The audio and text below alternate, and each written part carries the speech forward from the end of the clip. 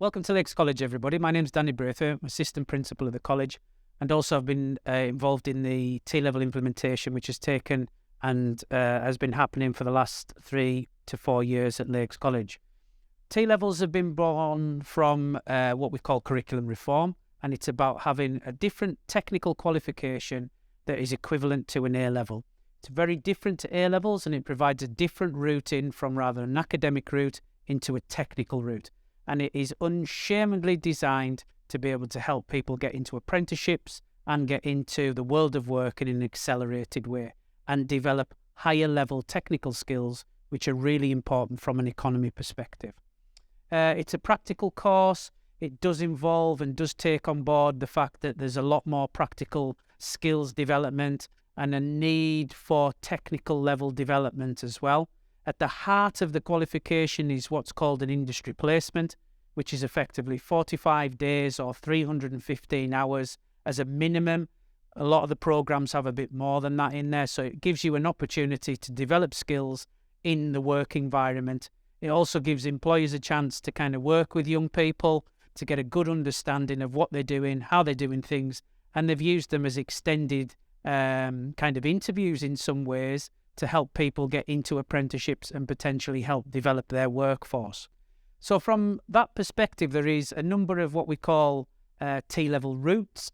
The T-level routes are digital, education, which is early years, construction, and also health and science. So we've been running these since September 21, so we're now into the second year of running those. They've gained in popularity as people have started to understand them in more detail and have more confidence in what T-levels are about. And there is huge interest because of, in this particular region as well, there is a real need for higher level skills, and employers are crying out for apprentices and apprenticeships, and the T-level provides a perfect opportunity to be able to go down that line and be able to do that.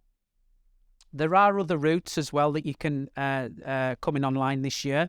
So we've effectively got engineering and manufacturing, and also business is a new one from September 22 that we've started off.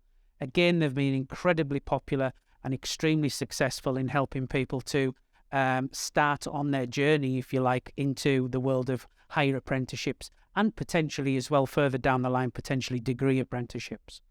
In September 23, there are a number of other routes coming online.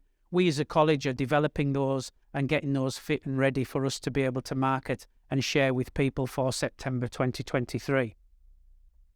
As I mentioned before, the kind of crux of a T-level, at the heart of it is an industry placement, which is an instrumental part of the programme and a mandatory part of the programme.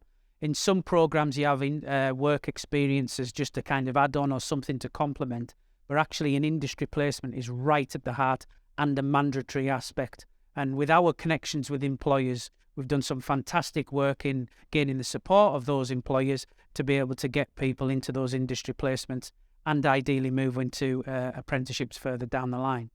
There's also what's called a technical qualification that sits within a T-level as well.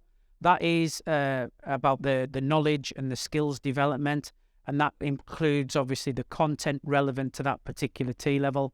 So if it's a construction or it's a health T-level, then obviously it will have at the heart of that as well the content that's reflective of the actual sector itself.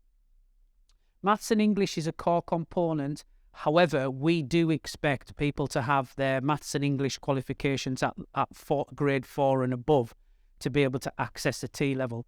That's because similar to kind of sixth forms in the way that the A-level entry criteria is set, it's exactly the same for us. It is a higher level and a demanding qualification, and hence that equivalency. It's important that people are well prepared to move into that particular qualification. Like I said, the 45-day industry placement, we work with somewhere in the region of around about 600 to 700 employers across different sectors, and they are very keen to work with us around T-levels. They can see that there's a real need for their skills gaps to be plugged with young people coming through, and also importantly as well is around developing and nurturing the talent that is in this local area to be able to help from a recruitment point of view. There are huge opportunities around this, and I would really encourage people to think about this as we move forward. So as an equivalency perspective, when we talk about next steps and progression, if you like, it doesn't necessarily always have to be about an apprenticeship or a higher apprenticeship. If you decide midway through or at any point throughout your T-level that you want to go on to university, then there's no problem with that. T-levels carry UCOS points that have an equivalency with A-levels. So again, it's important that you have a good understanding of what your entry requirements are for the next steps for you. But there is a clear equivalency there between A-levels and T-levels from a UCAS perspective. So I'd really encourage to do that. Final stages in what I would say there is it's really important that you get a good understanding of what T-levels are about.